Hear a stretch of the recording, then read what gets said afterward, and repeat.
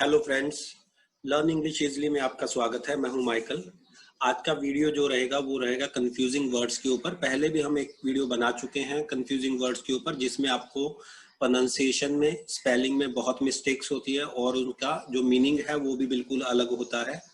एक vowel change होने से कंप्लीट मीनिंग चेंज हो जाता है, इसलिए आप उसमें गलती करते हो, मिस्टेक्स करते हो। आज हम देखेंगे ऐसे कौन से वर्ड्स हैं जिसमें आप मिस्टेक करते आए हो और वो कंफ्यूजन से दूर करने की कोशिश करेंगे। So let's start. सो पहला वर्ड है योक, YOKE। योक का मतलब जो पहले जमाने में बलद वगैरह होते थे, सांड होते थे खेतों में, खेतों को जोतने के लिए, उनके ऊपर जो बांधा जाता था हल, उसको हम योक बोलते हैं। तो उसका इनडायरेक्ट मीनिंग हो जाता है स्लेवरी। स्लेवरी का मतलब होता है किसी का नौकर बन के रहना, किसी के अंडर काम करना, या इसको बोल सकते हो frame of an ox. So इसको हम ऐसे बना सकते हैं सेंटेंस को, the oxen were yoke to the plough. Plough का मतलब होता है हल। सो योक का मतलब जो बल्दों के ऊपर रखा होता है, उनको आपस में जोड़ने वाला जो होता है, उसको योक बोलते हैं। और दूसरा वर्ड है YOLK, इसको भी योक बोलते हैं, लेकिन ये जो अंडा होता है उसके अंदर जो पीले वाला पार्ट होता है उसको हम योक बोलते हैं। Yellow part of an egg, I don't like the yolk of an egg. मेरे को अंडे का जो अंदर वाला पीला हिस्सा होता है वो पसंद नहीं है। So clear. दूसरा वर्ड वेट। वेट के स्पेलिंग देख लीजिए, ये AIT वाला है, EIGHT वाला है। ये इंटरचेंज करके यूज कर लेते हैं कई बच्चे। ये वेट का मतलब होता है इंतजार करना, I am waiting for you, मैं आपका इंतजार कर रहा हूँ। ये वेट का मतलब होता है भार। So you should reduce your weight, आपको अपना भार कम करना चाहिए। क्लियर। नेक्स्ट, इसमें बहुत कंफ्यूजन होती है लोगों को और ये स्पेलिंग मिस्टेक भी करते हैं। देखिए, पहला वर्ड है वेदर, दूसरा भी है वेदर, तीसरा है सीजन। सो वेदर, ये जो EATHER वाला होता है, जो WE के साथ होता है, याद रखिएगा, उसका मतलब होता है एटमोस्फियर। एटमोस्फियर का मतलब मौसम कैसा है वहाँ का। Today the weather is really good, आज का जो मौसम है बहुत अच्छा है। दूसरा वर्ड है WHETHER, इसका मतलब होता है या, if. Tell me whether you will go or not, मेरे को बताओ तुम जाओगे कि नहीं। Weather you will go or not, weather का मतलब होता है इफ। तीसरा वर्ड है सीजन। सीजन का मतलब होता है जो साल के पार्ट होते हैं, जैसे मौसम हो गया, कौन सा मौसम चल रहा है, मॉनसून चल रहा है, विंटर चल रहा है, पतझड़ चल रहा है।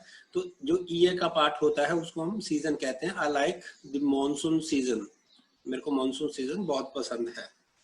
आगे देखते हैं, इसमें भी काफी बच्चे मिस्टेक करते हैं। वीक, वीक, ये EAK वाला है, इसका मतलब होता है कमजोर, इनफर्म, कमजोर होना। He is too weak to walk, वो इतना कमजोर है कि वो चल नहीं सकता। दूसरा है WEEK, बस जिसमें आप याद लगा लीजिए, A लगा हुआ है वो कमजोरी वाला है, जिसमें 2 E लगा हुआ है वो हफ्ते वाला है। 7 डेज जो एक वीक में होते हैं, हफ्ते में होते हैं, उसको हम वीक बोलते हैं, हफ्ता बोलते हैं। There are 7 days in a week, एक वीक में 7 डेज होते हैं। इसमें भी काफी मिस्टेक होती है वर्ड, खास करके स्पेलिंग्स में। वेस्ट, जो E के साथ एंड हो रहा है, WAST, इसका मतलब होता है कुछ कूड़ा करकट जो बच गया, यूजलेस थिंग हो हमारे पास। डोंट वेस्ट माई टाइम, मेरा बर्बाद करना किसी चीज को, यूजलेस करना किसी चीज को, डोंट वेस्ट माई टाइम। सो दूसरा AIST वाला है, ये होता है कमर, हमारा part of body. His waist size is 34, उसकी कमर का साइज 34 है। क्लियर।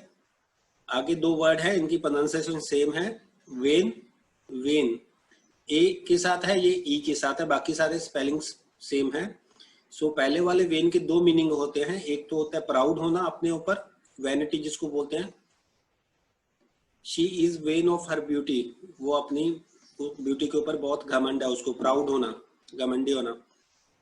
और यह यूजलेस होना, उसका मैंने सेंटेंस नहीं बताया है, उसका हम सेंटेंस ऐसे बना सकते हैं, my all efforts went in when, सब बर्बाद हो गए जितने भी मेरे एफर्ट थे। वेंट इन वेन एक हम इडियम भी यूज करते हैं, वेंट इन वेन। और दूसरा वेन है जो हमारी नाड़ियां होती हैं, ब्लड वेसल्स, उसका, उसको EIN वाला वेन होता है, वो उसको वेन्स बोलते हैं। हर वेन्स आर टू थिन, उसकी जो नाड़ियां हैं, नसें हैं, बहुत ज्यादा पतली हैं। इसमें बहुत मिस्टेक करते हैं बच्चे, THEIR लगेगा या THERE। मैंने देखा है काफी प्रोफेशनल्स हैं, बड़े होने के बाद भी, अच्छी जॉब होने के बाद भी वो ये मिस्टेक करते हैं। ये इंटरचेंजेबली यूज कर लेते हैं, जहाँ पे ये लगना होता है EIR वाला, वहां पे THEIRE वाला लगा देते हैं। तो हम देखते हैं जो पहले EIR वाला है वो पॉजेसिव केस है दे का, उसका, इसका मतलब है उसका। Their house is really good, उनका घर बहुत अच्छा है। तो ये याद रखना है, जहां पे आई लगा हुआ है वो दे का एक पार्ट है, और जहां पे दोनों ई है वो डायरेक्शन दिखाता है वहां। ही वेंट देयर टू सी हर, वो वहां गया उसको देखने के लिए। सो क्लियर है, आई वाला आदमी से रिलेटेड है, ई वाला डायरेक्शन से रिलेटेड है, बस इतना याद रखिएगा। ये 4 वर्ड है, इसमें बहुत कंफ्यूजन होती है लोगों को। एक वर्ड है दो, THOUGH, दो का मतलब था हाउर, हालांकि, हाउर हालांकि, दो ही इज क्लेवर, हालांकि वो चालाक है, येट एन इडियट, लेकिन फिर भी मूर्ख है। सो ये OUGH है। लेकिन एक वर्ड और है through, THROUGH, through, end to end. I went through many hurdles in my life, मैं अपनी जिंदगी में काफी हर्डल में से, मुसीबतों में से गुजरा हूं। किसी चीज से होके जाना, I was walking through the tracks। सो ऐसे करके सेंटेंस बनते हैं थ्रू के। पहले वाले में आर नहीं लगा हुआ था, इसमें आर लग गया। आगे वाले वर्ड में देखोगे एक और ओ लग गया उसमें, थोरो। थोरो का मतलब होता है बिल्कुल complete, do a thorough study. So इसका दो, इसका थ्रू, इसका थोरो। थोरो का मतलब होता है complete, do a thorough study of it, इसकी कंप्लीट स्टडी करो, अच्छी तरीके से पढ़ो। और तीसरा फोर्थ वर्ड है थ्रो। थ्रो का मतलब फेंकना होता है, थ्रो करो किसी चीज को, ये क्रिकेट में आप यूज करते हो, थ्रो करना, फ्लिंग करना, टॉस करना। ही थ्रोज द बॉल, वो बॉल को फेंकता है। सो क्लियर चारों वर्ड। और इसमें भी काफी कंफ्यूजन होती है, लास्ट वाले जो वर्ड्स हैं। पहला है थ्रोन, आर के साथ लगा हुआ है, आर पहले आ गया, ओ बाद में आ रहा है। इसका मतलब होता है सिंहासन, seat of a king. Game of thrones आपने देखा होगा, एक टीवी सीरियल चलता था गेम ऑफ थ्रोन्स, सिंहासन के लिए लड़ाई। और एक होता है थॉर्न, थॉर्न का मतलब होता है कांटा, sharp part of a plant, जो कांटा होता है फूल के नीचे उसको थॉर्न बोलते हैं। There is no rose without a thorn, कोई भी गुलाब है बिना कांटे के नहीं होता। और तीसरा भी थ्रोन, थ्रोन ये हमने अभी पीछे एक वर्ड पढ़ा था थ्रो, उसकी थर्ड फॉर्म है, थ्रो की थर्ड फॉर्म है, throw, threw, thrown, third form. He has thrown the ball, वो बॉल फेंक चुका है, he has thrown the ball. ये आप जब टेंसेस करोगे उसमें आपको पता चलेगा, हैज के बाद थर्ड फॉर्म लगती है। So clear, thrown, thorn and thrown. और लास्ट दो वर्ड है टेल, टेल, दोनों का प्रोनाउंसिएशन सेम है, लेकिन पहला AIL है, दूसरा ALE है। पहला टेल का मतलब जिस समझ लीजिए पहले टी लगा हुआ, एंड में एल लगा हुआ, तो बीच वाले जो वर्ड्स हैं ये पार्ट ऑफ बॉडी होता है, पूंछ। The monkey has a long tail, monkey के पीछे एक लॉन्ग टेल लगी होती है, पूंछ होती है। दूसरा टेल, TALE, टेल का मतलब था story. I wrote many tales for children, मैंने बच्चों के लिए काफी स्टोरीज लिखी हैं।